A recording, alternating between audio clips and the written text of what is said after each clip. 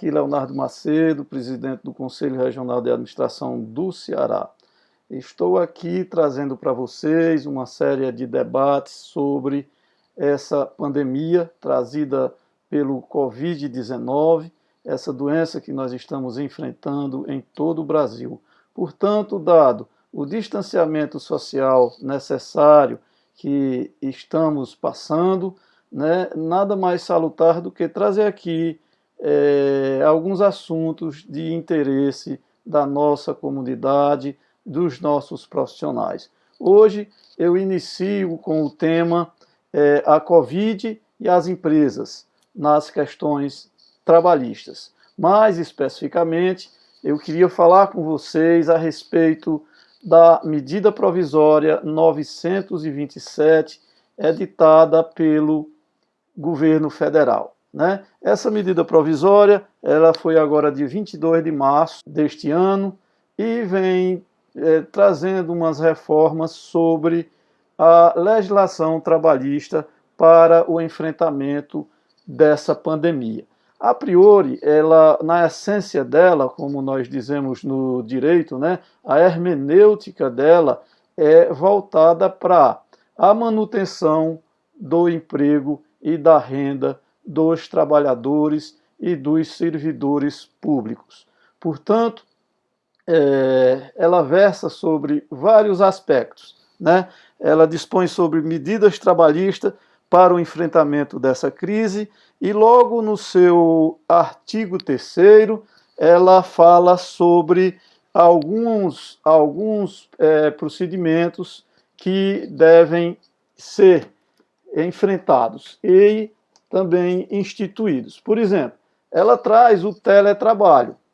Todos nós, as empresas já estão aí adotando, nós já temos mais de uma semana de distanciamento social e aquelas empresas que puderam já estão fazendo o teletrabalho, que é nada mais, nada menos do que o aproveitamento da sua mão de obra, só que de forma remota, Principalmente os nossos colaboradores com 60 anos e mais, Estes sim, prioritariamente estão em casa e prestando os seus serviços quando se pode fazer de forma home office. Portanto, a primeira medida que ela traz é a possibilidade do teletrabalho. Lembrando que todas essas medidas devem ser em comum acordo empregador e empregado.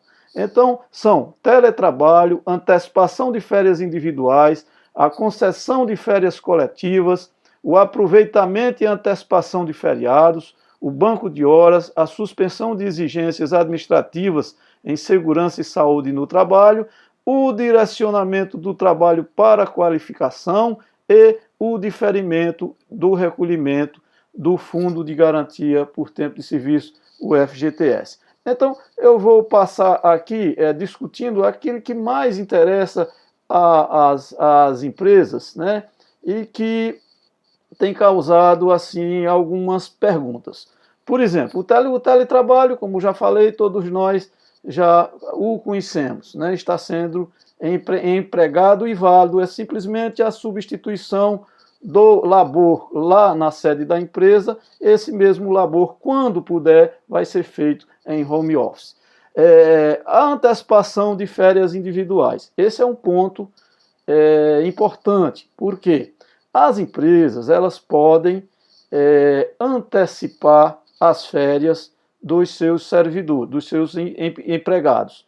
Por exemplo, quem já está com o período aquisitivo, a empresa pode aproveitar essa paralisação e comunicar com 48 horas de antecedência ao seu empregado, aos seus empregados que já estão em período aquisitivo completo, ou seja, quem completou um ano de serviço, agora no mês de fevereiro, no mês de março, no mês de janeiro, e ainda não tinha tirado as férias do período aquisitivo anterior, a empresa já pode comunicar que o servidor vai passar esse período de quarentena em férias. Isso é um direito da empresa de acordo com a medida provisória 927.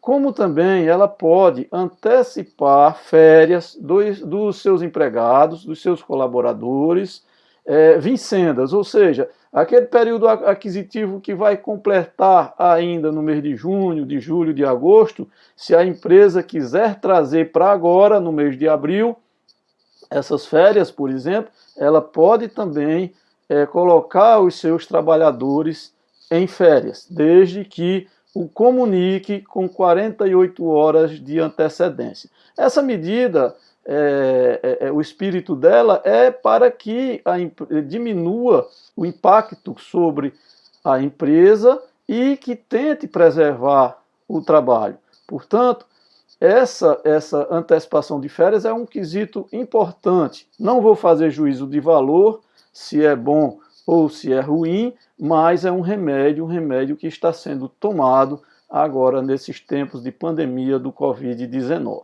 Para encerrar a antecipação de férias individuais, esse assunto, a empresa também pode pagar aquele terço da remuneração do seu colaborador, que é no ato das férias, a empresa tem o condão de só pagar até o dia 20 de dezembro, juntamente com a última parcela do 13º. Isso é o que diz o artigo 6º dessa medida provisória 927. Outra questão importante também, se a empresa depender do ramo de atividade dela, ela pode fazer a concessão das férias coletivas, ou seja, se ela tiver que hibernar juntamente com os seus servidores, ela pode já dar as férias coletivas para todos os seus servidores, desde que também o faça com uma comunicação antecipada de 48 horas. Também temos o aproveitamento e a antecipação de feriados. As empresas, para diminuir o impacto que elas estão sofrendo, né, como também toda a sociedade está sofrendo, né, os trabalhadores muito mais ainda estão sofrendo, as empresas também sofrem. Portanto, essa lei ela vem dizendo, repito, não estou entrando na questão política e na questão de mérito dessa medida provisória, né? Estou falando dos efeitos práticos que elas podem ter na vida da empresa e na vida dos empregados. Isso para os nossos profissionais de administração, para que eles possam debater conosco e aplicar nas suas tomadas de decisão. Esse é o nosso intuito. Então, os feriados por vir, ou seja, 7 de setembro, 15 de novembro, São João, São Pedro, que é os municípios que têm, enfim, os municípios daqui até o final do ano, eles podem ser considerados, já nesse período de home office, ele pode ser considerado já gozado, esse período, e quando for naqueles feriados, as empresas podem pedir que os seus funcionários trabalhem, porque eles vão conceder agora nesse período, tem essa possibilidade de se conceder. Então, anteciparia os feriados, né? E também podem ser feitas as compensações de banco de horas, as empresas que adotam banco de horas, né? Por um lado também administrativo, nós temos uma coisa muito importante, que foi a suspensão do pagamento do Fundo de Garantia por Tempo de Serviço, o FGTS, que está suspenso as competências março, abril e maio, com vencimento agora em abril, maio e junho, ou seja, os meses de março, competência março, abril e maio, podem ser pagos só a partir de julho, ou seja, depois que essa pandemia está prevista para que volte à normalidade, à nossa vida, se Deus quiser, e com fé no meu Padre Cício, isso vai acontecer, e nós vamos voltar à normalidade o mais rápido possível.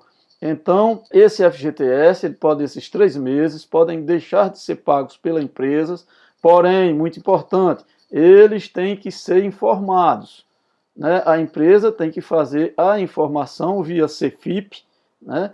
Faz a informação e deixa lá devedor. Porém, só vai pagar a partir do mês de julho em 6 parcelas, sem multa e sem juro, a partir de julho. Muito importante, que dá um alívio no caixa das empresas. É uma medida bastante interessante para as empresas. Portanto, já falei aqui de vários aspectos. Vamos ver sobre essa medida provisória, o que eles chamam de diferimento do recolhimento do fundo de garantia. Foi isso que eu acabei de falar.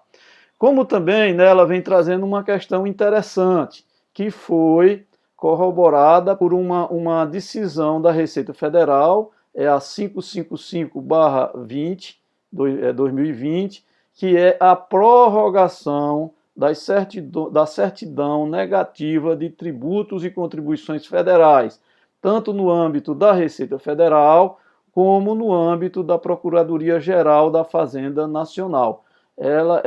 Então, toda a certidão negativa com vencimento até o dia 23 de março, ela automaticamente, né, com o vencimento que esteja dentro desse período agora, por exemplo, a minha empresa tem certidão agora que vai vencer dia 4, no sábado, né? Eu já preocupado em procurar a Receita Federal, mas fui ver, tem essa resolução 555 da Receita Federal, que prorrogou as certidões que estejam em validade, estão todas prorrogadas para o dia 24 de junho deste ano, ou seja, 90 dias a mais a partir da publicação dessa resolução da Receita Federal. É mais uma medida aí para aliviar a vida das empresas, né? E, por fim, a antecipação do pagamento do abono anual, né, para quem está em auxílio-doença, auxílio-acidente ou aposentadoria, foi uma medida também anunciada pelo governo federal, dentre essas que nós falamos aqui. Portanto, em suma, nós queremos dizer que as empresas têm o poder de chamar os seus funcionários para que façam reuniões e decidam sobre, expliquem a situação da empresa.